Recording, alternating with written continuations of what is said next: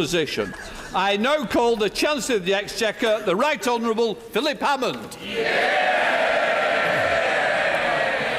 Thank you, Mr. Deputy Speaker. Today, I present to the House a budget for Britain's future, a budget that shows the perseverance of the British people finally paying off, a budget for hard-working families who live their lives far from this place and care little for the twists and turns of Westminster politics, people who get up early every morning, who open up factories, shops and building sites, drop their kids off at school, check on elderly relatives and neighbours, the strivers, the grafters and the carers, who are the backbone of our communities and our economy. People who ask only of government that we protect the jobs that put food on their table, that we deliver the public services their families rely on, and that we do it efficiently, minimising the amount of tax we need to take from their hard-earned wages.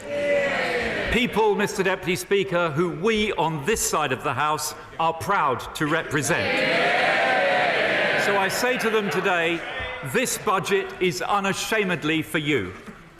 Mr. Deputy Speaker, the British people put their faith in us to do the job, and today we repay that trust with a budget that paves the way for a brighter future. And Mr. Deputy Speaker, let me be clear why. The tough decisions of the past 8 years were not driven by ideology.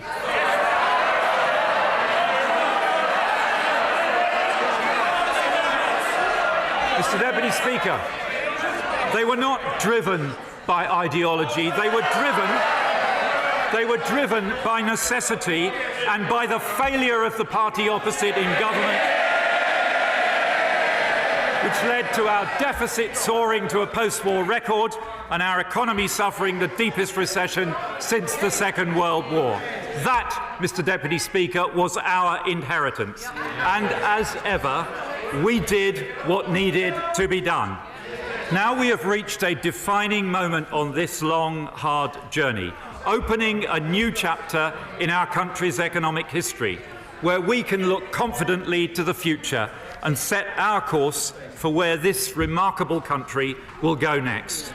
Because today, Mr. Deputy Speaker, I can report to the British people that their hard work is paying off and the era of austerity is finally coming to an end.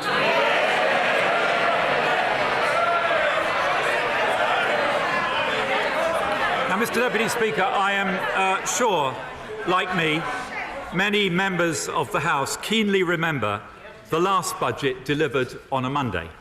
It was 1962. I was 6 years old. Tensions between Russia and the United States were rising, and a former Foreign Secretary turned Chancellor delivered a budget amid cabinet revolt. Mr. Deputy Speaker, I am acutely aware of the phenomenon of false memory, but I could swear I remember my parents turning to me and saying, "Philip, one day that could be you."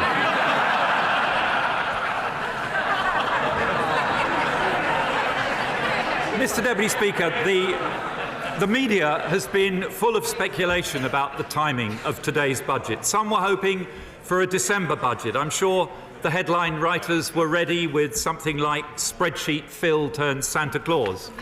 Others were desperate.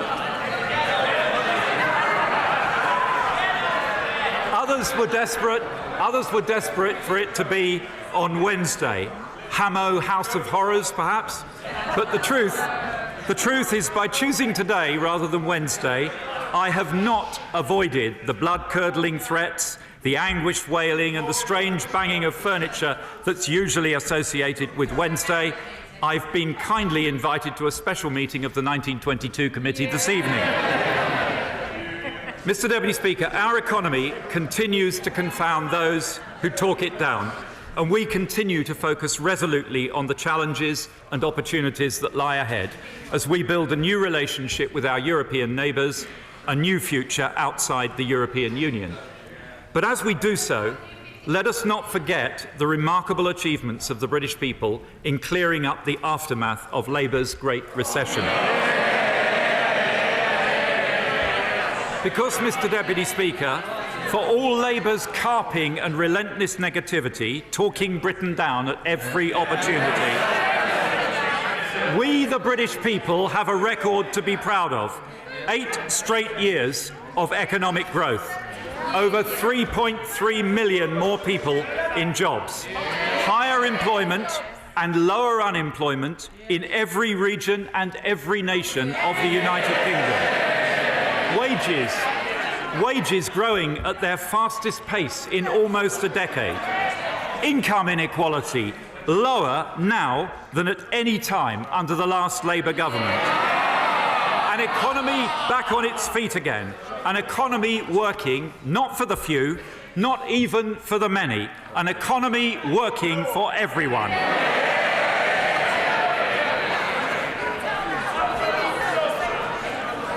Mr. Deputy Speaker, we're at a pivotal moment in our EU negotiations, and the stakes could not be higher. Get it right, and we will not only protect Britain's jobs, businesses and prosperity, but we will also harvest a double deal dividend. A boost from the end of uncertainty and a boost from releasing some of the fiscal headroom that I am holding in reserve at the moment. We are confident that we will secure a deal which delivers that dividend. Confident, but not complacent, Mr. Deputy Speaker. So we will continue to plan for all eventualities, and I will do so at this budget with a three-pronged approach.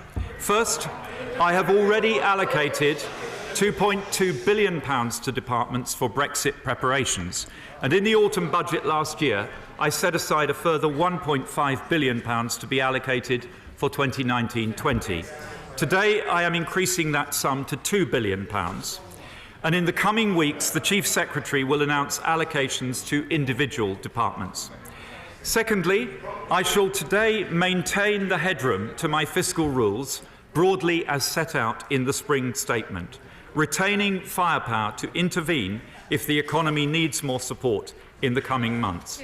And thirdly, as I've been clear since moving to an autumn budget, if the economic or fiscal outlook changes materially in year, I will take whatever action is appropriate, if necessary, upgrading the spring statement to a full fiscal event. Mr. Deputy Speaker, the House can be confident that we are working for the best outcome for Britain and preparing for every eventuality. Mr. Deputy Speaker, I shall first report to the House on the economic forecasts of the independent OBR, and I thank Robert Choate and his team once again for their excellent work. The OBR expect growth to be resilient across the forecast period, improving next year from the 1.3% forecast at the spring statement to 1.6%, then 1.4% in 2020 and 2021, 1.5% in 2022 and 1.6% in 2023. Mr. Deputy Speaker, this government has prioritised getting people into work because the best way to help people is to provide them with the stability of a pay packet every month. Since 2010, over 3.3 million more people are in work, and today the OBR confirm Britain's jobs miracle is set to continue. Revising up participation in the labour market, revising down the country's equilibrium unemployment rate, predicting 800,000 more jobs by 2023. Now, by my calculation, Mr. Deputy Speaker, that's over 4.2 million net new jobs since 2010, making the Shadow Chancellor's prediction of 1.2 million jobs lost out by just the tiniest margin of 5.4 million people. Roughly the population of Scotland. But now, Mr. Deputy Speaker, we need to focus on pay. And with the proportion of low-paid jobs at its lowest since 1997, with regular pay growth at 3.1%, its strongest in almost a decade, and inflation forecast to average 2% next year, the OBR is forecasting sustained real wage growth in each of the next 5 years. A far cry, Mr Deputy Speaker, from the dismal picture that the Leader of the Opposition is so desperate to paint every Wednesday. I turn now to the fiscal forecast. We inherited the highest budget deficit in our peacetime history. But after 8 years, the hard work of the British people is paying off, and we will not squander their efforts. Today's forecast, taking into account all announcements made since the spring statement, including measures I shall announce today, shows the deficit down from almost 10% under Labour to less than 1.4% next year under this Conservative government, and falling to just 0.8% by 2023-24. Borrowing this year will be £11.6 billion lower than forecast at the spring statement, just 1.2% of GDP, and is then set to fall from £31.8 billion in 2019-20 to £26.7 billion in 2020-21, £23.8 billion in 21-22, £20.8 billion in 22-23, and £19.8 billion in 23-24, its lowest level in over 20 years. So, Mr Deputy Speaker, we meet our structural borrowing target 3 years early and deliver borrowing of just 1.3% of GDP in 2021, maintaining £15.4 billion headroom against our 2% fiscal rules target. We are no longer borrowing at all to finance current spending, and today the OBR confirm that our national debt peaked in 2016-17 at 85.2% of GDP, and then falls in every year of the forecast, from 83.7% this year to 74.1% in 23-24. That is lower in every year than forecast at the spring statement, and it means that we meet our target to get debt falling 3 years early, a turning point in our nation's recovery from Labour's Great Recession. Both our fiscal rules met, both of them 3 years early. So, Mr Deputy Speaker, Fiscal Phil says fiscal rules OK. But Mr Deputy Speaker, while we are working to get Britain's debt down, to end the nightmare of wasting over £50 billion a year on interest, the party opposite would do the opposite. Their plans would increase tax and borrowing by £1,000 billion, taking our debt to GDP ratio soaring to well over 100% of GDP. A reckless and irresponsible policy from a reckless and irresponsible party. I've always been clear, sound public finances are essential, but they are not an end in themselves. So since I've been Chancellor, I have taken a balanced approach, putting an additional £60 billion into our public services and investment in our future, cutting tax for 31 million people, and all the while reducing borrowing and getting our national debt falling. Now we must do more, and thanks to the hard work of the British people, in this budget we can do more. I said at the spring statement that our careful management of the public finances was beginning to pay off, and that if the improvement we saw then continued, then I would be able to provide more support to our public services on a sustainable basis. Today, the OBR confirm a significant improvement in our public finances, an upgrade that underscores the hard work of the British people and this government's stewardship of this economy since 2010, and which means I can deliver on that promise I made in the spring, setting out a new path for public spending and a clear view for the British people of the fruits of their hard work. Next year, we will conduct a full spending review, setting our priorities for public spending within a sustainable funding envelope, deciding on the right balance between investing in Britain's future and current consumption of public services. Today, I have set out an indicative 5-year path for departmental resource spending, or RDEL as it's known to aficionados of public finance. For context, Mr Deputy Speaker, in the Spending Review 2010, average annual real growth was minus 3%. In the Spending Review of 2015, it was minus 1.3%. From next year, it will be plus 1.2% average annual real growth. But that is not the limit of my ambition. When our EU negotiations deliver a deal, as I'm confident they will, I expect that the deal dividend will allow us to provide further funding for the spending review. The hard work of the British people is paying off. Austerity is coming to an end.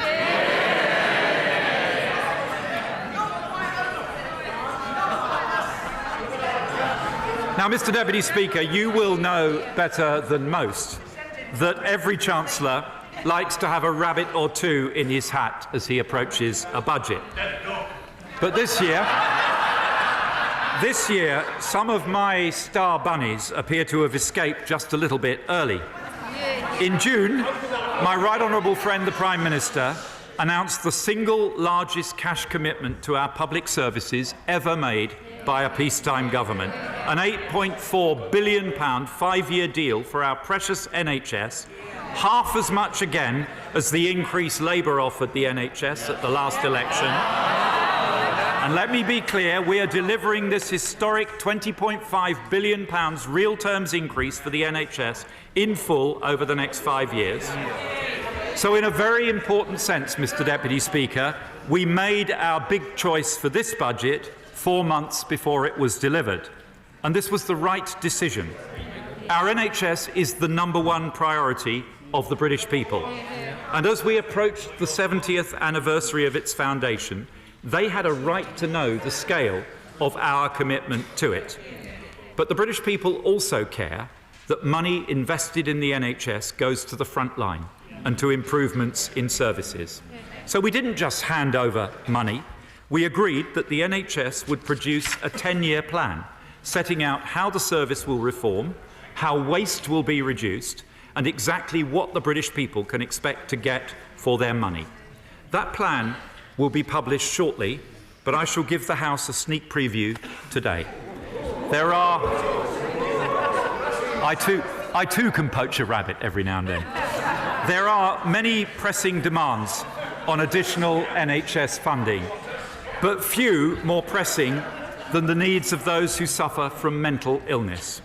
And today, I can announce that the NHS 10-year plan will include a new mental health crisis service with comprehensive mental health support available in every major A&E, children and young people's crisis teams in every part of the country, more mental health ambulances, more safe havens in the community, and a 24-hour mental health crisis hotline. These new services will ensure that people suffering from a crisis, young or old, can get the help they need, ending the stigma that has forced too many to suffer in silence, and ending, too, the tragedy of too many lives lost to suicide. We are proud to have made this extraordinary commitment to funding our NHS, a precious institution that has been nurtured for most of its life by Conservative governments.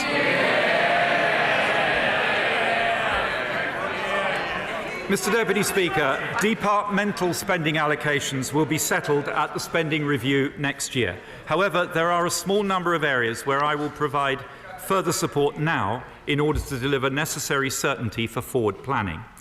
Local government has made a significant contribution to repairing the public finances, and this budget ensures local councils have more resources to deliver high-quality public services. We're giving councils greater control over the money they raise through the adult social care precept, through our plans for increased business rate retention from 2020, and by removing the housing revenue account cap so that councils can help to build the homes this country needs. We will shortly publish our Green Paper on the future of social care, setting out the choices, some of them difficult, for making our social care system sustainable into the future. But I recognise the immediate pressures local authorities face in respect of social care. So today, building on the £240 million for social care winter pressures announced earlier this month, I will make available a further £650 million of grant funding for English authorities for 2019-20 and an additional £45 million for the Disabled Facilities Grant in England in 2018-19, and will invest a further £84 million over the next 5 years to expand our successful children's social care programmes to 20 further councils with high or rising numbers of children in care, allowing councils to improve services for older people, for people with disabilities and for children in care now, while longer-term funding decisions will be made at the spending review. Mr Deputy Speaker, the UK spends more on defence than any NATO member except the US. But over the last year, we've had stark reminders of the scale, scope and complexity of the threats we face. My right honourable friend, the Defence Secretary, is working with the Cabinet Office and the Treasury to conduct a review into the modernisation of our armed forces in response to the evolving threat, which will form the basis for a comprehensive consideration of defence spending next year.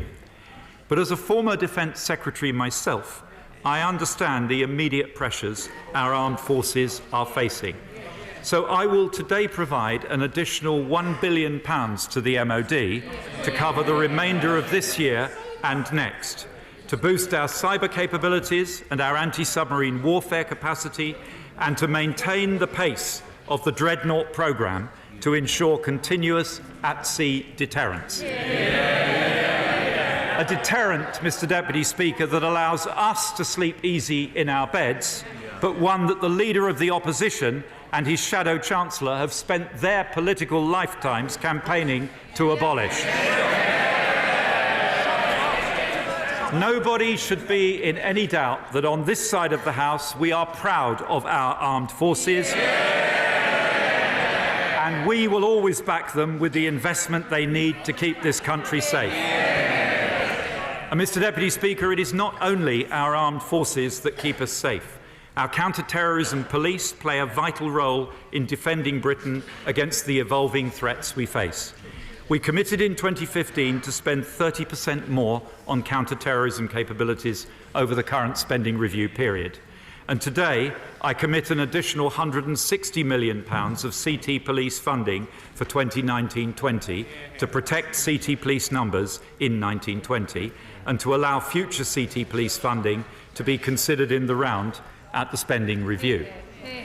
I recognise that policing more generally is under pressure from the changing nature of crime.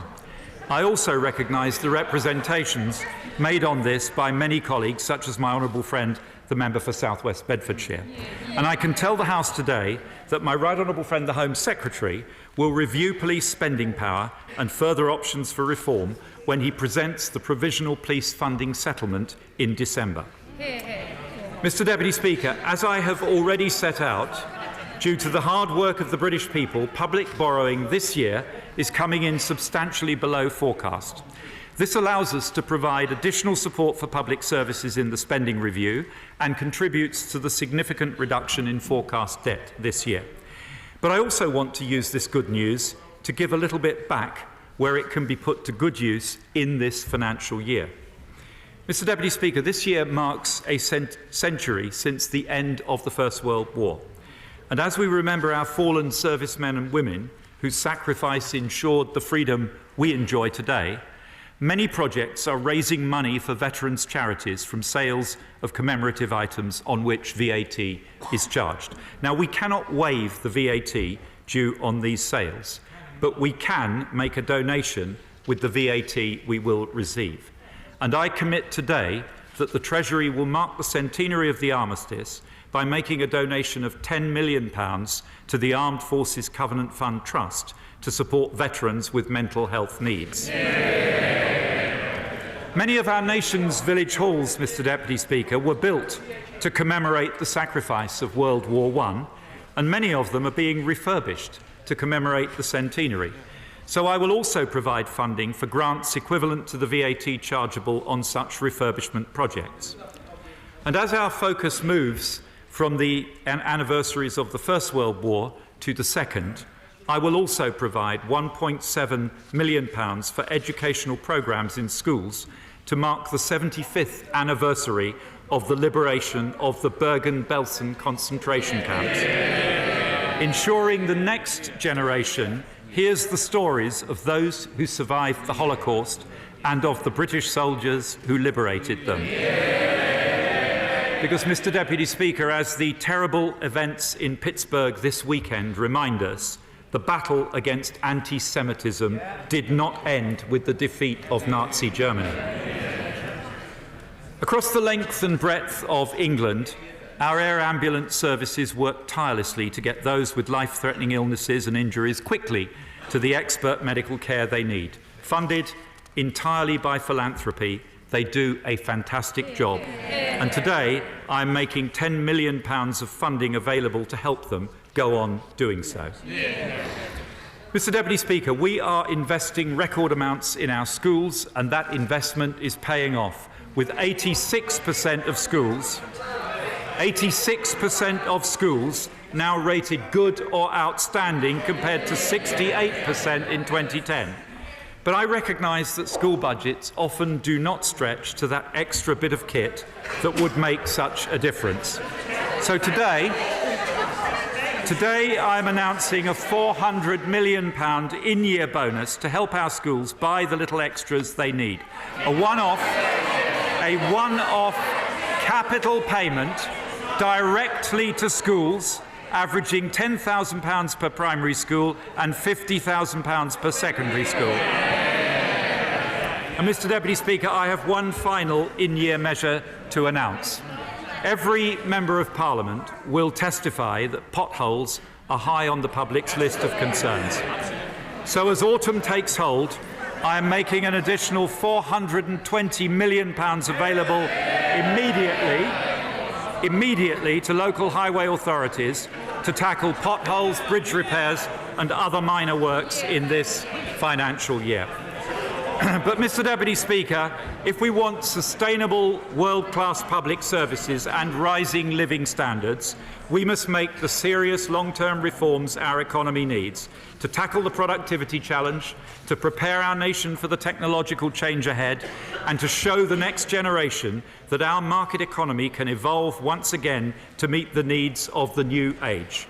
Because for us on this side of the House, ending austerity is not just about funding public services, it's about real wage growth, and it's about leaving more of people's hard-earned money in their pockets. This is the nation of the Industrial Revolution, of Stevenson, of Whittle, Lovelace and Faraday, people whose ideas shaped the world around them. And today, Britain once again can lead the world as we exploit a new wave of scientific and technological discovery pouring out of our universities and research institutes. And we can solve the productivity challenge if we are willing to embrace the future, to make the choice to invest in infrastructure, in research, in skills and in our regions, to manage change, not hide from it. Mr. Deputy Speaker, I believe passionately in this agenda, but even I would admit that perhaps at the last two budgets I might have given the House just a little bit more detailed information on productivity and technological innovation than it's strictly needed. So, Mr. Deputy Speaker, this time I'll leave it to the Budget Red Book to set out more details of the many measures we will take today.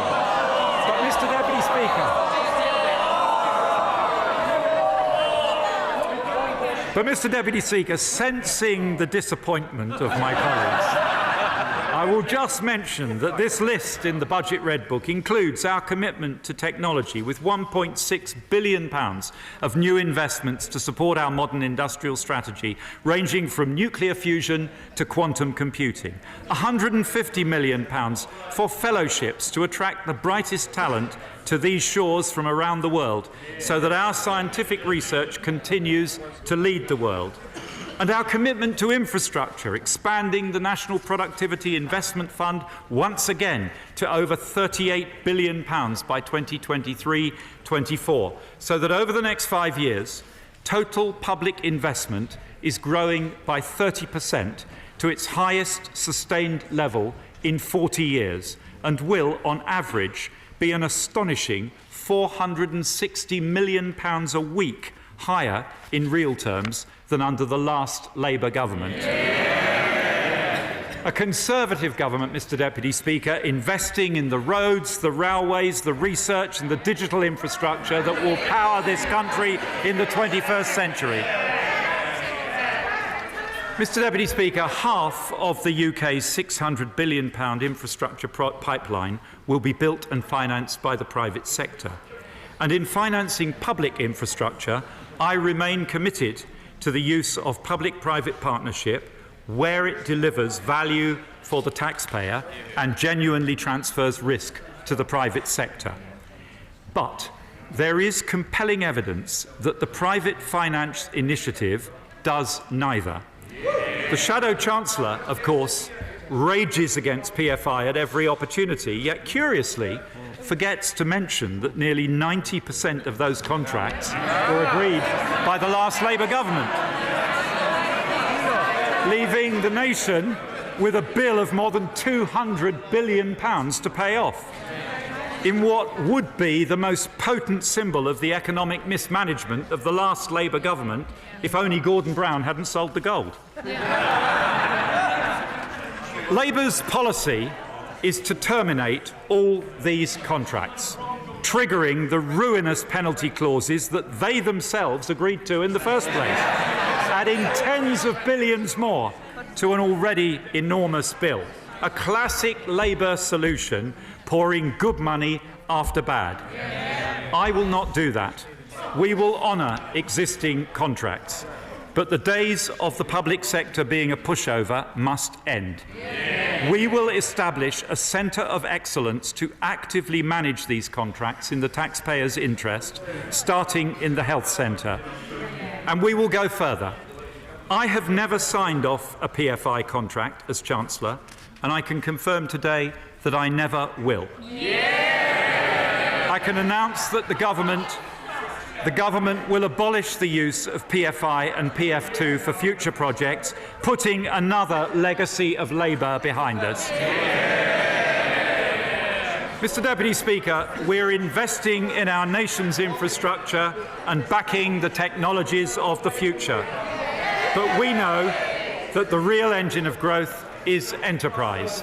The Right Honourable Member for Hayes and Harlington lists fomenting the overthrow of capitalism as his pastime. Mine is reinvigorating capitalism for the digital age. Because, Mr Deputy Speaker, I want Britain to be one of the great winners of the technological revolution. On this side of the House, we will always back enterprise and the market economy that underpins it, because we know it is the only way to deliver the high-wage, high-skill economy of the future.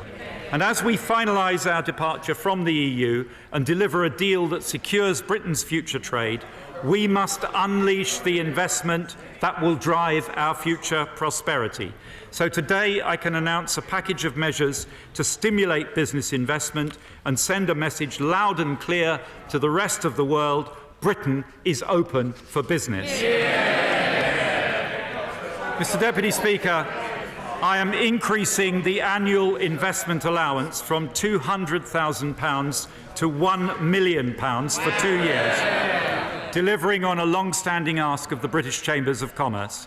I'm providing a targeted relief for the cost of acquiring IP-rich businesses and introducing a permanent tax relief for new non-residential structures and buildings, partly funded by an adjustment in the special writing down rate for long-life assets from 8% to 6% to better align the tax and accounting treatment of these assets.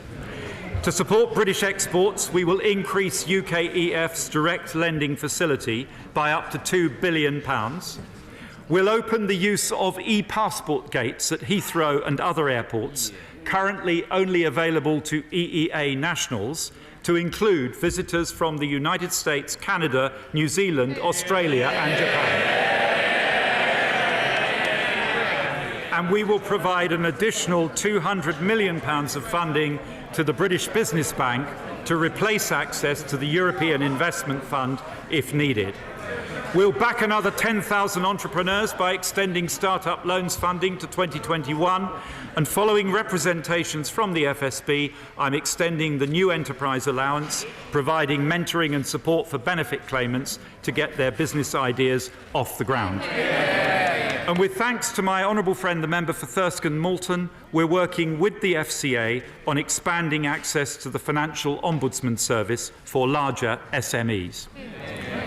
As well as backing businesses to invest and grow, we will also make sure British workers are equipped with the skills they need to thrive and prosper. We've introduced a new system of T-level vocational training, have put the first £100 million into the new National Retraining Scheme, and through the apprenticeship levy, we're delivering 3 million high-quality apprenticeships in this Parliament. But that system, Mr. Deputy Speaker, is paid for by employers, and it has to work for employers. So today, in addition to the flexibilities I announced earlier this month, I can announce that for smaller firms taking on apprentices, we will halve the amount they have to contribute from 10% to 5%. In total, this is a £695 million package to support apprenticeships. Mr. Deputy Speaker, as our economy evolves in the digital age, so too must our tax system, to ensure that it remains fair and robust against abuse, and that it raises the revenues we need to fund our public services. The employment allowance was introduced to incentivise businesses to take on employees, but at a flat rate of £3,000 per employer, it does not provide any real incentive for larger employers. So from April 2020, we'll target it at small and medium businesses with an employer national insurance bill under £100,000 a year. We will also bring the treatment of capital losses for the largest companies into line with that of income losses. Mr. Deputy Speaker, we recommit today to keeping family homes out of capital gains tax, but some aspects of private residence relief extend it beyond that objective and provide relief for people who are not using the home as their main residence. So from April 2020, we will limit lettings relief to properties where the owner is in shared occupancy with the tenant and reduce the final period exemption from 18 months to 9 months. Mr. Deputy Speaker, I have received representations that I should abolish entrepreneurs' relief and put the savings towards funding our NHS commitments. But I do not believe we can have sustainable public services unless we have a dynamic economy. And encouraging entrepreneurs must be at the heart of any strategy for a dynamic economy. So I will retain entrepreneurs' relief, but to ensure it is going to genuine entrepreneurs, I will extend the minimum qualifying period from 12 months to 2 years. Mr. Deputy Speaker, in the period since the last budget, we've explored all avenues to address the cliff edge effect of VAT registration, but our options are restricted by EU law. We will continue to work on this issue as our future VAT regime becomes clear over the years ahead. And in the meantime, to give small businesses certainty, and in response to representations from my right honourable friend, the member for Mid Worcestershire, the FSB and others, I will leave the threshold unchanged for a further 2 years. Mr. Deputy Speaker, the off-payroll working rules, known as IR35, are designed to ensure fairness, so that individuals working side by side in a similar role for the same employer pay the same employment taxes. Last year, we changed the way these rules are enforced in the public sector, but widespread non-compliance also exists in the private sector. So following our consultation, we will now apply the same changes to private sector organisations as well. But after listening carefully to representations made, including many from my honourable and right honourable friends, during the consultation, we will delay these changes until April 2020, and we will only apply them to large and medium-sized businesses. Mr. Deputy Speaker, there is one standout example of where the rules of the game must evolve now if they are to keep up with the emerging digital economy. Digital platforms delivering search engines, social media and online marketplaces have changed our lives, our society and our economy, mostly for the better. But they also pose a real challenge for the sustainability and fairness of our tax system. The rules have simply not kept pace with changing business models, and it is clearly not sustainable or fair that digital platform businesses can generate substantial value in the UK without paying tax here in respect of that business. The UK has been leading attempts to deliver international corporate tax reform for the digital age. A new global agreement is the best long-term solution, but progress is painfully slow. We cannot simply talk forever. So we will now introduce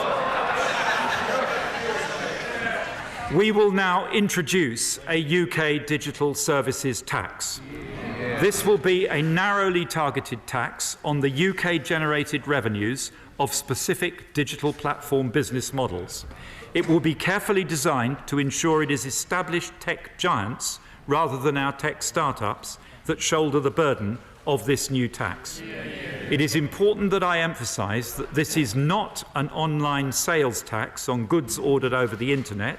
Such a tax would fall on consumers of those goods, and that is not our intention.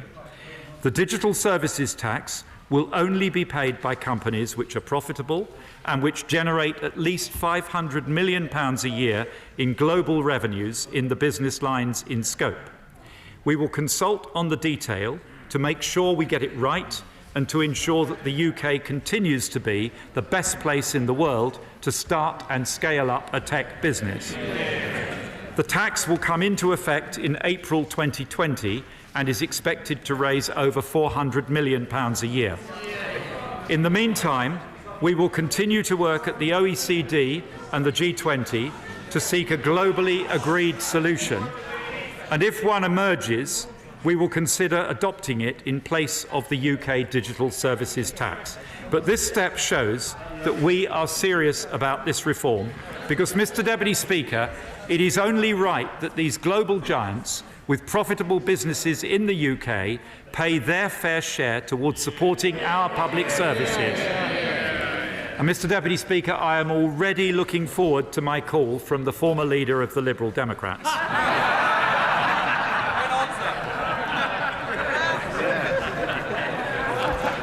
We're updating the rules of the game, but we must also make sure that people play by the rules. And today, we continue the work of the past 8 years, where we've secured £185 billion since 2010, which would otherwise have gone unpaid, with a package of measures today to further clamp down on tax avoidance, evasion and unfair outcomes, raising another £2 billion over the next 5 years. We will make HMRC a preferred creditor in business insolvencies to ensure that tax which has been collected on behalf of HMRC is actually paid to HMRC. We'll end the practice of purchasing services through overseas branches to avoid UK VAT, and we'll crack down on insurance companies routing services through offshore territories. And we'll stop our generous R&D tax credit system being abused by reintroducing a PAYE restriction for the small and medium-sized companies scheme. Mr. Deputy Speaker, Labour talk tough on tax avoidance and evasion. We take action.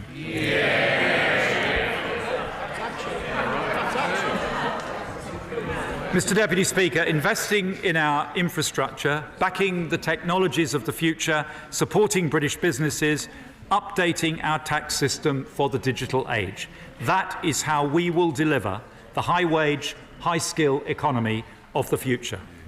But we must also recognise that technological change will bring challenges as well as opportunities. And there is one part of our economy that is currently confronting that challenge in spades: our high streets. Embedded in the fabric of our great cities, towns and villages, the High Street lies at the heart of many communities, and it is under pressure as never before as Britain adopts online shopping with greater alacrity than any other large economy. So if Britain's high streets are to remain at the centre of our community life, they will need to adapt. Today, we support them to do so, responding to calls from across this House, especially from my right honourable friend, the member for Putney, and my honourable friends, the members for Southport and Croydon South. We will provide £675 million of co-funding to create a future High Streets Fund to support councils to draw up formal plans for the transformation of their high streets, to invest in the improvements they need and to facilitate redevelopment of underused retail and commercial areas into residential. At one and the same time, Mr Deputy Speaker, helping with the housing challenge and delivering much-needed footfall to high street businesses. We will consult on how modernisation of the use classes order and the CPO regime can help facilitate the transformation of the high street. Mr Deputy Speaker, the change that our high streets face is irreversible, and it will take them time to adapt to it. But I know that many small retail businesses are struggling to cope with the high fixed costs of business rates. Since 2016, we've introduced business rates relief measures worth £12 billion, and many of these reliefs will have benefited high street businesses. But today I can go further. At the next revaluation in 2021, rateable values will adjust to reflect changes in rental values. But I want to help retail businesses now. So for the next 2 years, up to that revaluation, for all retailers in England with a rateable value of £51,000 or less, I will cut their business rates bill by 1/3.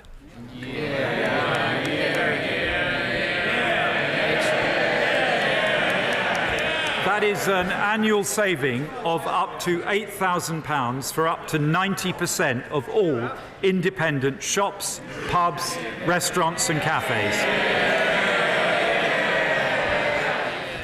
I will also extend the £1,500 local newspaper discount for a further year.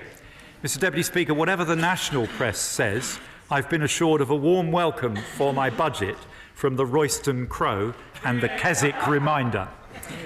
Mr Deputy Speaker, local authorities have long been able to provide discretionary business rates relief to other bodies, but not to themselves. And so, following representations from my honourable friends for North Cornwall and St Austell and Newquay, I'm pleased to announce a new mandatory business rates relief for public lavatories, so that local authorities can at last relieve themselves for the convenience of the House, Mr Deputy Speaker, and without wishing to get unduly bogged down on this subject, this relief, the House will be interested to know that this relief, well, at least I'm demonstrating that we are all British, aren't I? This relief will extend to any such facilities made available for public use, whether publicly or privately owned. And honestly, Mr Deputy Speaker, I can say that this is virtually the only announcement in this budget that hasn't leaked. Mr Deputy Speaker, Mr Deputy Speaker, we can't resolve the productivity challenge or deliver the high standards of living the British people deserve without fixing our housing market. In last year's budget, I launched a 5-year, £44 billion housing programme to deliver the biggest increase in housing supply since 1970, and I abolished stamp duty for first-time buyers on properties up to £300,000. 121,500 first-time buyers have already benefited from our new relief, and the number of first-time buyers is at an 11-year high. Today, I'm extending this relief to all first-time buyers of shared ownership properties valued up to £500,000, and I will make this relief retrospective so that any first-time buyer who has made such a purchase since the last budget will benefit. But we have more to do, so I can announce today a further £500 million for the Housing Infrastructure Fund to unlock a further 650,000 homes, the next wave of strategic partnerships with 9 housing associations, which will deliver 13,000 homes across England, up to £1 billion of British Business Bank guarantees to support the revival of SME house builders. We're consulting on simplification of the process for conversion of commercial property into new homes, and because we want to see parishes and neighbourhoods enabling more homes for sale to local people to buy at prices they can afford, we're providing funding to empower up to 500 neighbourhoods to allocate or permission land for housing through the neighbourhood planning system for sale at a discount to local people in perpetuity. I'm also grateful to my right honourable friend, the member for West Dorset, for his review of build-out rates published today. He concludes that the large house builders are not engaged in systematic speculative land banking, and he makes several recommendations. Well, maybe the honourable lady would like to read the report. He makes several recommendations for reform of the planning system in respect of very large strategic housing sites, and we will respond in full to his report in the new year. Mr Deputy Speaker, meeting the productivity challenge means tapping the potential of every region and nation. Our devolution agenda is giving power back to the people. And today, we go further to fire up the Northern Powerhouse, fuel the Midlands engine, and back our regions across the UK. We're increasing the Transforming Cities Fund to £2.4 billion and providing an additional £90 million to trial new models of smart transport, including on-demand buses. I think, Mr Deputy Speaker, that's what we used to call in our day taxis. We're launching a competition for proposals for business-led development corporations. We're funding 10 university enterprise zones. There's £115 million for digital catapults in the North East, Northern Ireland and the South East, and the Medicines Discovery Catapult in Alderley.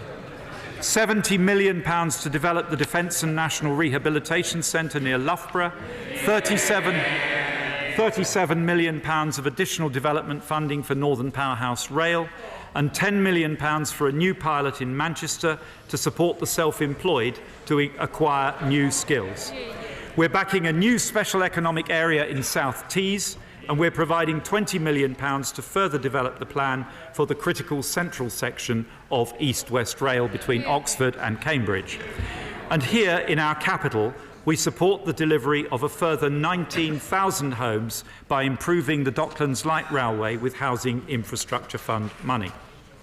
Mr Deputy Speaker, the decisions announced in this budget means in 2021 an additional £950 million for the Scottish Government, £550 million for the Welsh Government and £320 million for a Northern Ireland executive. Obviously, much larger sums to come as we move ahead over the spending review period with our NHS funding change.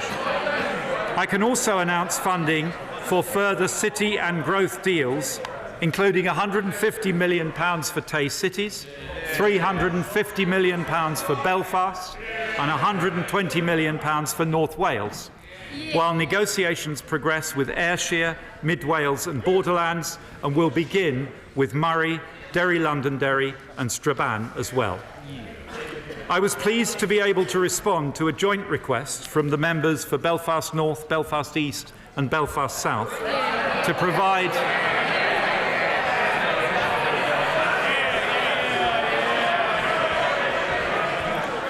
provide the city with £2 million help towards the recovery of the city centre following the fire at the iconic Banks building. And we're also moving forward with schools projects in Northern Ireland worth £300 million to increase the provision of shared and integrated cross-community education. And we've agreed to the establishment of a working group to progress plans for short-haul APD devolution. To continue to support Scotland's oil and gas industry, we will maintain headline tax rates at their current level and launch a call for evidence on our plan to make Scotland a global hub for decommissioning. And finally, to support our vital fishing industry as we leave the EU, we'll invest £12 million over the next 3 years in cutting-edge fisheries technology and safety measures. A Conservative government, Mr Deputy Speaker, delivering for all our proud nations and for all our English regions, driving growth and prosperity across our United Kingdom. Mr Deputy Speaker, we are driven by a determination to ensure that the next generation will be more prosperous than ours. But we cannot secure our children's future unless we secure our planet's future.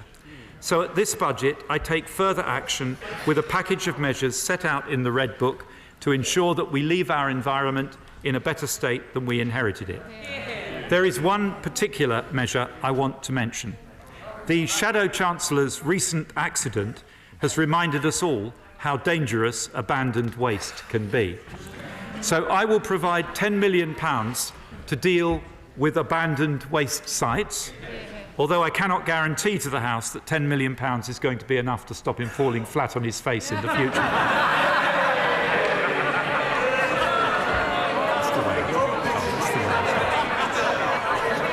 Mr Deputy Speaker, I also said at the spring statement that we must become a world leader in tackling the scourge of plastic littering our planet and our oceans. Billions of disposable plastic drinks cups, cartons, bags and other items are used every year in Britain. Convenient for consumers, but deadly for our wildlife and our oceans. Where we cannot achieve reuse, we are determined to increase recycling. So we will introduce a new tax on the manufacture and import of plastic packaging which contains less than 30% recycled plastic, transforming the economics of sustainable packaging. We will consult on the detail and implementation timetable. I have also looked carefully at the case for introducing a levy on the production of disposable plastic cups, not just for coffee, but for all types of beverage. I have concluded that a tax in isolation would not, at this point, deliver a decisive shift from disposable to reusable cups across all beverage types. I will monitor carefully the effectiveness of the action which the takeaway drinks industry is already taking to reduce single-use plastics, and I will return to this issue if sufficient progress is not made. But in parallel, my right honourable friend, the Environment Secretary, will look to address this issue through the reform of the Packaging Producer Responsibility Scheme. Working across government, this ambitious package reflects our determination to lead the world in the crusade to rid the oceans and the environment of plastic waste. Mr Deputy Speaker, it is only by dealing with our debts and tackling the long-term challenges our country faces that we can sustainably raise wages and living standards. But I recognise that many people are feeling pressure on their household budgets now. And because the hard work of the British people is paying off, I am pleased to be able to announce today a series of measures to help families across Britain with the cost of living. Mr Deputy Speaker, turning first to duties, as my right honourable friend the Prime Minister has already announced, we will freeze fuel duties for the 9th successive year, bringing the total saving to the average car driver to over £1,000 and to the average van driver to over £2,500. The tobacco duty escalator will continue to rise at inflation plus 2%. Mr Deputy Speaker, I've received numerous representations from my honourable and right honourable friends on one particular subject, and in response, I will be freezing beer and cider duty for the next year, keeping the cost of beer down for patrons of the Great British Pub. And in response to the concerted lobbying of my Scottish Conservative colleagues, I will also freeze duty on spirits so that we can all afford to raise a wee dram to Ruth Davidson on the arrival of baby food. Saving 2p on a pint of beer, 1p on a pint of cider and 30p on a bottle of scotch or gin compared to the inflation assumption in the OBR forecast, while proceeding with the usual RPI increases on wine.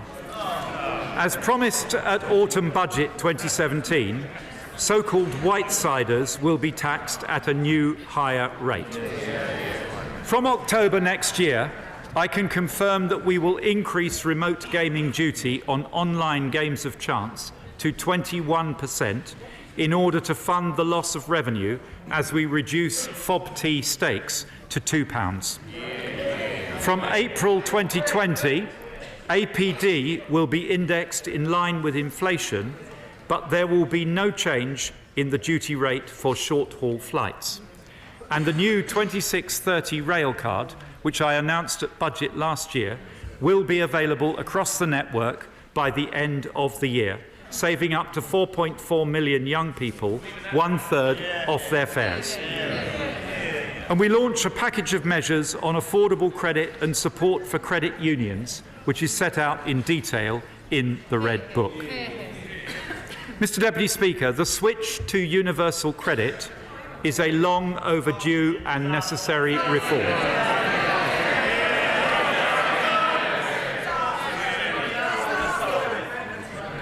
It replaces the broken system left by the last Labour government. A system, Mr. Deputy Speaker, that trapped millions on out-of-work benefits for nearly a decade. This is not just a welfare measure, it is a major structural reform to our economy that will help to drive growth and employment in the years ahead. And I pay tribute to my right honourable friend, the member for Chingford, without whose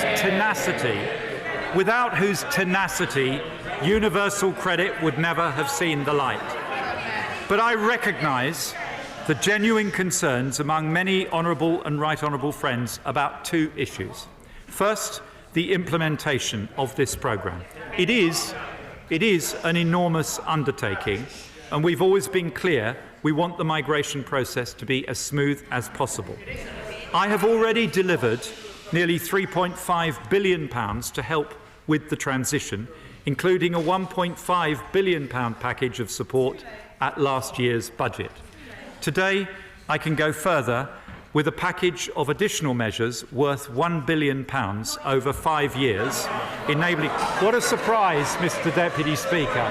What a surprising response from the opposition front bench.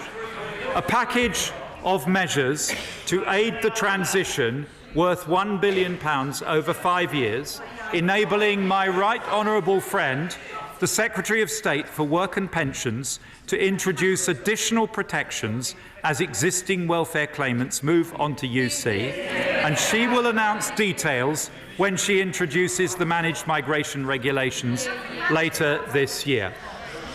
Secondly, I have heard the concerns about the rates and allowances within the design of the system.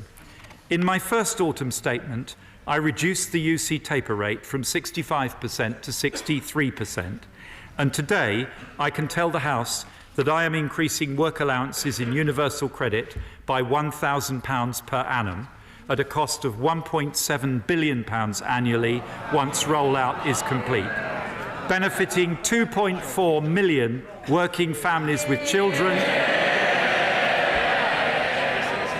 2.4 million working families with children and people with disabilities by £630 per year. Mr. Deputy Speaker, universal credit is here to stay, and we are putting in the funding it needs to make it a success, because on this side of the House we believe that work should always pay. Mr. Deputy Speaker, delivering higher wages for those in work is core to my mission as Chancellor. Under this Conservative government, the poorest 20% have seen their real incomes grow faster than the richest 20%. And the proportion of jobs that are low paid is at its lowest level for 20 years, thanks to the national living wage introduced by a Conservative government in 2016. From April, it will rise again by 4.9%, from £7.83 to £8.21, handing a full-time worker a further £690 annual pay increase and taking his or her total pay rise since the introduction of national living wage to over £2,750 a year. We also accept the Low Pay Commission's recommendations on national minimum wage rates, supporting young people and apprentices with further above-inflation increases. The current remit for the Low Pay Commission is for the national living wage to reach 60% of median earnings by 2020, subject to sustained economic growth. But next year, we will need to give the Low Pay Commission a new remit beyond 2020. We will want to be ambitious with the ultimate objective of ending low pay in the UK. But we will also want to be careful protecting employment for lower paid workers. So we will engage responsibly with employers, the TUC and the Low Pay Commission itself over the coming months, gathering evidence and listening to views to ensure that we get this right, and I will confirm the final remit at the budget next year. But as well as making work pay,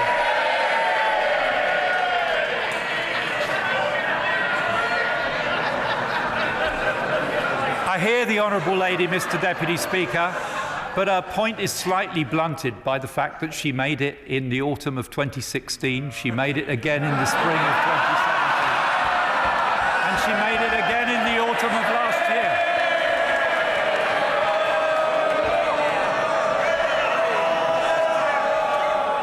Mr. Deputy Speaker, as well as making work pay, we want working people to keep more of the money they earn. When we came into office, the personal allowance stood at £6,475 and the higher rate threshold at £43,875. In April, I raised the personal allowance to £11,850 and the higher rate threshold to £46,350 as steps towards our manifesto commitments of £12,500 and £50,000 respectively by 2020. Those manifesto commitments were of course made before our new funding pledge to the NHS, and I have received representations that the least painful way for taxpayers to contribute to increased NHS funding would be to abandon our manifesto pledges and freeze the personal allowance and the higher rate threshold at current levels.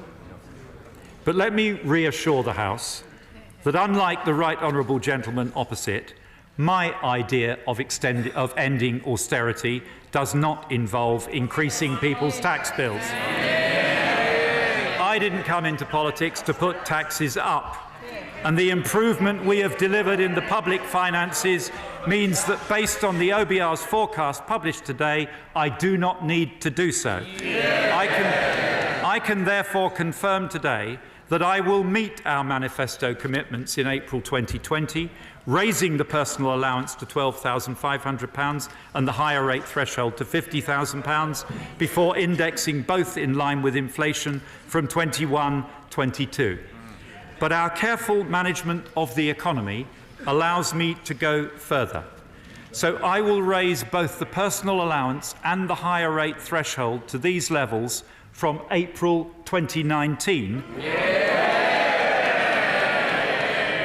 delivering our manifesto commitments 1 year early. A tax cut for 32 million people. £130 in the pocket of a typical basic rate taxpayer, meaning since 2015 we've taken 1.7 million people out of tax altogether and nearly 1 million people out of higher rate tax. And Mr Deputy Speaker, as a result of the announcements I have made today, a single parent receiving universal credit and working 25 hours a week on national living wage will benefit by £890 next year. The hard work of the British people paying off in hard cash in their pockets. Mr Deputy Speaker, we have turned an important corner, and now we must pull together to build the bright, prosperous future that is within Britain's grasp if we choose to seize it. Embracing change, not hiding from it. Building on the inherent strength of the British economy and the indomitable spirit of the British people. Mr Deputy Speaker, under this Conservative government, austerity is coming to an end, but discipline will remain. Austerity is coming to an end, but discipline will remain. And that is the clear dividing line in British politics today between a Conservative government delivering on the British people's priorities, supporting our public services, investing in Britain's future, keeping taxes low and getting our debt down, or the Corbyn party, whose idea of ending austerity is to raise taxes to their highest level in peacetime history, who would send our debt soaring, who would squander the hard-won achievements of the past 8 years and take this country back to square one. We are at a turning point in our history, and we must resolve to go forwards, not backwards, and work together to build a Britain that we can all be proud of. And I commend this statement to the House.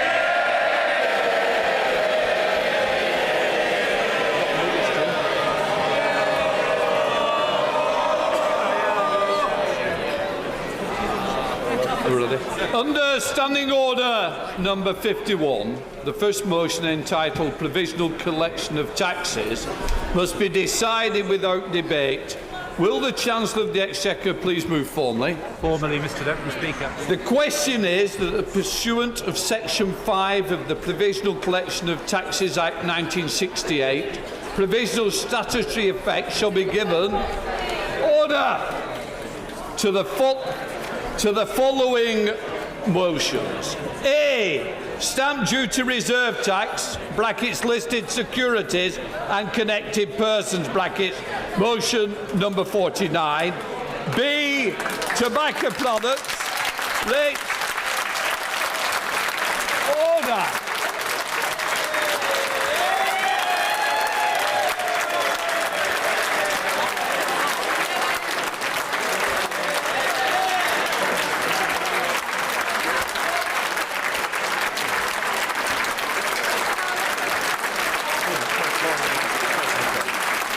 Can I just say to honourable members need to listen to what's going to affect their constituents. I will say once again that honourable members may be interested in what affects their constituents, because I certainly am. And what I would say, we won't know what affects them and what doesn't until I can complete it. And let us complete it. And I don't need any help from the light benches. Right. As many of that opinion say aye. Aye. The contrary, no. I think the ayes have it. The ayes have it. I now call upon the Chancellor of the Exchequer to move the motion entitled Income Tax (brackets charge). It is on the motion that the debate will take place today and on succeeding days. The questions on this motion and on the remaining motions will be put at the end of the budget debate on Thursday, the 1st of November. Minister to move. The question is the income tax charge for the tax year 2019-20, and declared that it is expedient and in the public interest that this resolution should have statutory effect under the provisions of the Provisional Collection of Taxes Act. I now call the Leader of the Opposition, the Right Honourable Jeremy Corbyn. Mr Deputy Speaker, The reality is that whatever the Chancellor claims today, austerity is not over. And far from building a strong economy, 8 years of austerity has damaged our economy, delayed and weakened the recovery, and endlessly postponed fixing the deficit. Unnecessary austerity has caused real hardship to millions of our fellow citizens, held down living standards for the majority, and failed on its own terms. Mr. Deputy Speaker, people have had enough. Order. Just sit down. Order. Order. To kid the public, he's ditching it. Can I just say that we heard the Chancellor of the Exchequer.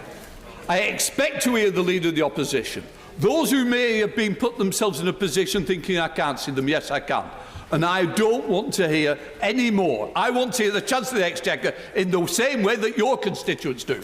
Jeremy Corbyn. Thank you, Mr. Deputy Speaker. The Prime Minister pledged austerity is over. This, Mr. Deputy Speaker, is a broken promise budget.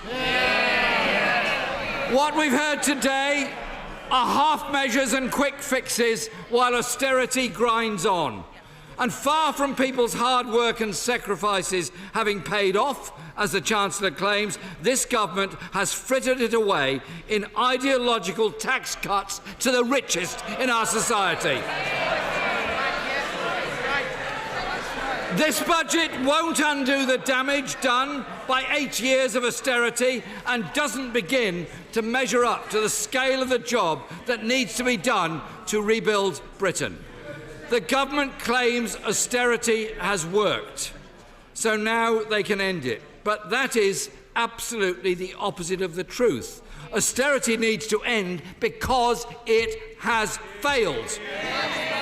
Just 2 years ago, he forecast growth of 2.1% next year and the year after. Today, he boasts he's created robust economic growth, but the forecasts have been dropped to just 1.6% next year and 1.4% the year after. Economic growth in the first half of this year was the slowest since 2011. The last year we had the lowest growth of any major economy. This is not a strong economy, but a weak one, with chronically low investment, low wages and low productivity. And, Mr. Deputy Speaker, the uncertainty caused by this government's shambolic handling of Brexit is making things even worse. The warnings come... Order. Mr. Bowen, Mr. Philp, I expect better. You're very obviously right in my sight, so I suspect you either go quietly out of the chamber if you can't behave. Jeremy Corbyn. Very good. The warnings come from across the economy, the car industry, farming and food, road haulage. UK manufacturing is currently in recession. So much for the much vaunted March of the Makers. Mr. Deputy Speaker, they said austerity would mean the deficit would close by 2015. Today, the Chancellor has confirmed it will still be there 9 years later in 2024. Even now, great chunks of the deficit have simply been palmed off to others, not eradicated, moved into the accounts of NHS trusts, shuffled onto the books of local councils that have collapsed, with many more on the brink, and most worryingly and frightening for many people, loaded onto the very fast rising levels of personal and household debt. For too long, the party opposite peddled the myth that the last Labour government crashed the economy by overspending on public services. As if, Mr. Deputy Speaker, investing to bring health spending, as the last Labour government did, up to European levels had caused the global financial crash. Mr. Speaker, on this side of the House, we believe that spending on public services is an investment that benefits the health of our people and the economy of our country. This morning, the Health Secretary said that it would take a generation to achieve parity of esteem of mental health and refused to say whether the money was ring-fenced. and that money is only half of what leading mental health experts say is necessary. But, Mr. Deputy Speaker, the impact of austerity on our people's health is more than the NHS funding. Improvements in life expectancy are stalling for the first time in modern history, and in the poorest areas of our country, life expectancy is actually falling and child mortality is rising. The National Health Service, our precious National Health Service, is a thermometer of the well-being of our society. But the illness is austerity, cuts to social care, failure to invest in housing and slashing of real social security. It has one inevitable consequence. People's health has got worse and demands on the National Health Service have increased. 1.4 million elderly people not getting the care they need. Tory cuts have taken £7 billion, Mr. Deputy Speaker, from social care budgets.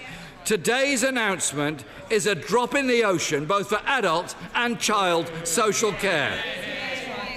And at this time of rising demand, nurse numbers are falling, GP numbers are falling, health visitor numbers are falling, and there are 10,000 vacancies for doctors in our National Health Service.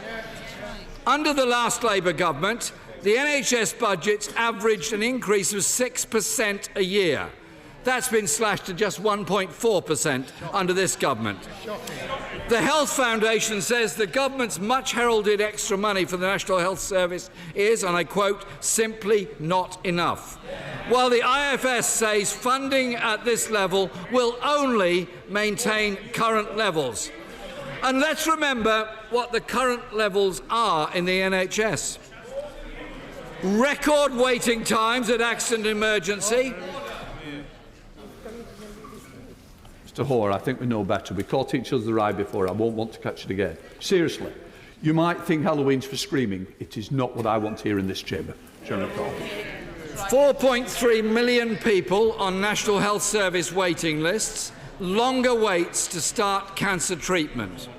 We need to go further, which is why, as we pledged in our manifesto, Labour will raise taxes to the highest earners to fund an increase above the government's baseline. But, Mr. Deputy Speaker, it's not only the National Health Service that is in crisis.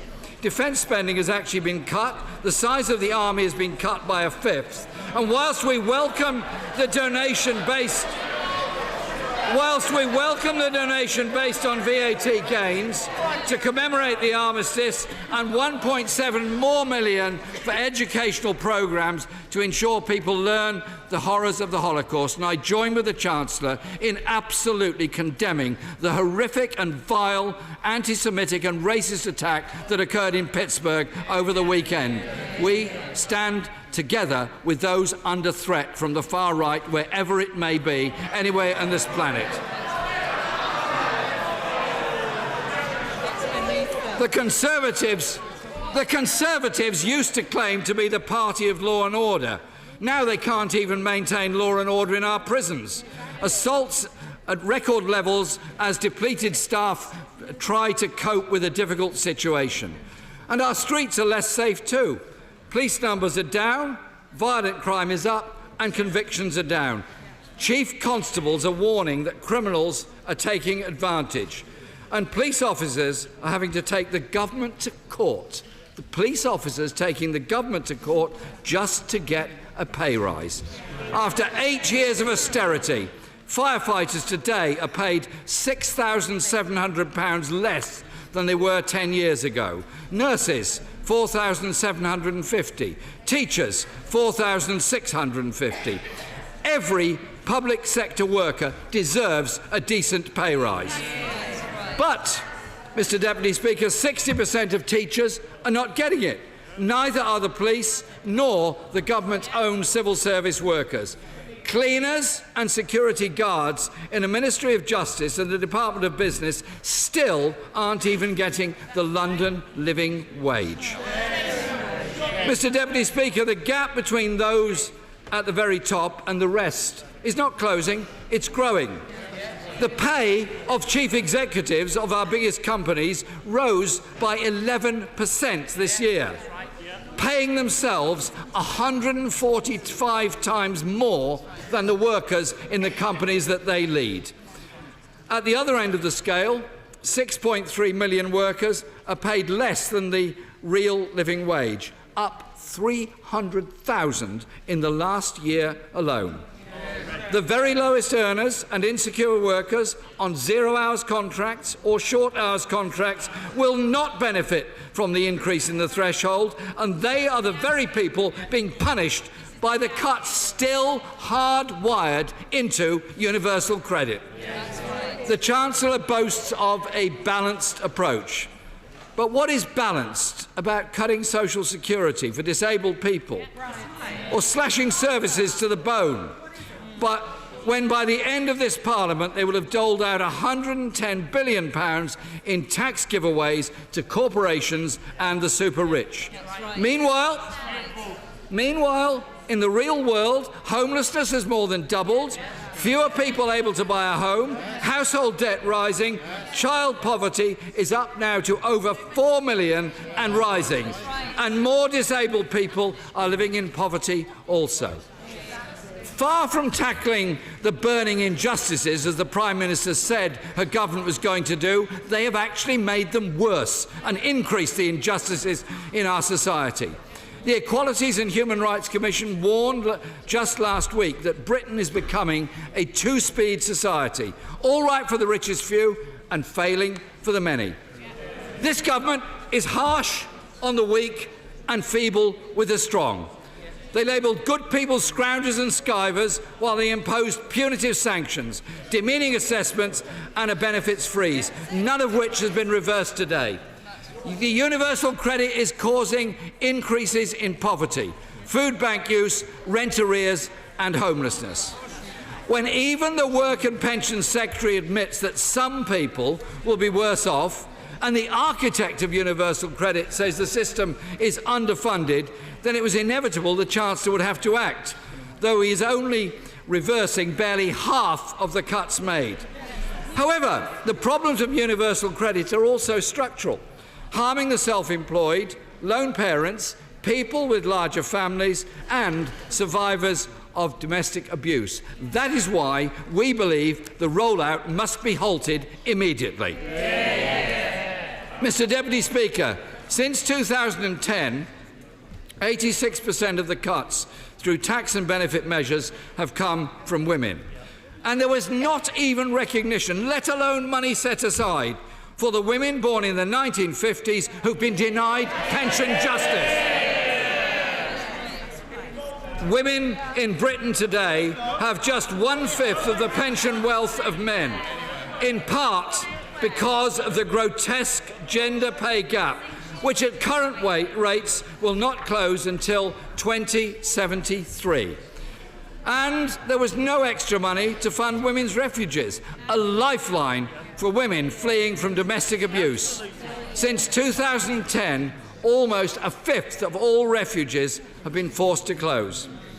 And, Mr. Deputy Speaker, months after the scale of the Windrush scandal became clear, the Chancellor has failed to set up a hardship fund for those affected, let alone the compensation scheme for the hundreds of people wronged by the Prime Minister's nasty and perverse hostile environment. And we heard no guarantees for older people. Free TV licences for the over 75s remain at risk by the government that threatened to tear up the triple lock, take away the winter fuel allowance from millions and force people in need to pay for care at home. Mr. Deputy Speaker, a country that fails its young people is failing its own future. Schools' funding per pupil has been cut by 8%. The college budget has been slashed and the adult skills budget has been hacked by 45%. And there are 123,000 children in this country living in temporary accommodation, causing them unbelievable levels of stress and uncertainty and consequently often underachievement in schools. Children's services face a £2 billion funding gap. We now have the highest number of children being taken into care since 1985. Last Saturday, I visited North City Children's Centre in Norwich, threatened with closure due to council cuts. With too many children in Sure Start centres already closed, the users of that wonderful centre were very frightened of their future because they had benefited, like so many others have in so many other parts of the country, from the great achievement of the last Labour government, which was children's centres and the Sure Start initiative all over the country. Spending on youth services has fallen by 62%. 600 youth centres have closed. There are 3,500 fewer youth workers. The UK, Mr Deputy Speaker, is the only major global economy in which investment is falling. UK business investment is the lowest in the G7. This failure to invest means Britain's productivity is 15% lower than major economies. Public sector investment is over $18 billion lower than it was in 2010. Britain is the most regionally unequal country in Europe, with 6 of the 10 poorest regions in Northern Europe in this country. And the government reinforces these disparities. Let's just take an example. When it comes to transport funding, the North receives $2,500 less per person than London, while people in the Midlands get $1,900 less. So much for the Northern powerhouse and the Midlands engine. Local economies are also struggling, Mr Deputy Speaker. Over 100,000 retail jobs have been lost in the last 3 years. There are 25,000 boarded-up premises across Britain. A visit to many of our high streets is to see roller-blind shutters on shops that are being closed because of job losses and the problems they face. The Chancellor's business rate announcement today only unpicks his own disastrous revaluation last year. And the Chancellor has again delayed slashing the maximum stake on fixed odds betting terminals. But he will not solve the crisis on our high streets until he firstly tackles the institutionalised tax avoidance of big online retailers. His digital services tax announced today is too little and too late. Secondly, the Chancellor must tackle the levels of household debt driven by low wages. High streets won't thrive until people have money to spend. So we hope he will endorse our call for the minimum wage to be a real living wage of at least £10 an hour by 2020 and removing the discriminatory youth rates from the system. Mr Deputy Speaker, this Chancellor has again failed to back Labour's plan to create a national investment bank with regional development banks. Today's announcement on broadband investment is a very small step, but Britain ranks 35th in the global rankings of broadband speeds. Currently, just 2% of UK premises have full fibre broadband compared to 80% in Spain and 100% in South Korea. This government still lacks any meaningful strategy for creating high-skilled jobs in every region and nation, and failing abysmally to invest in the industries of the future necessary to tackle climate change. The IPCC report this month was clear on the consequences. We can only avoid climate catastrophe if we act now. The government's response has been to cut support for our solar industries, losing 12,000 jobs in the process, slash the building of onshore wind, cut subsidies for electric vehicles, sell off the Green Investment Bank, and instead to back fracking in the face of overwhelming local and scientific opposition. 10 years ago, it was a Labour government that passed the Climate Change Act, world-leading legislation to reduce greenhouse gas emissions by 80% by 2050. This government is not even on target to do that. Clean energy investment fell 56% last year, and the UK produces less of our energy from renewables than Germany, Spain, France or Italy.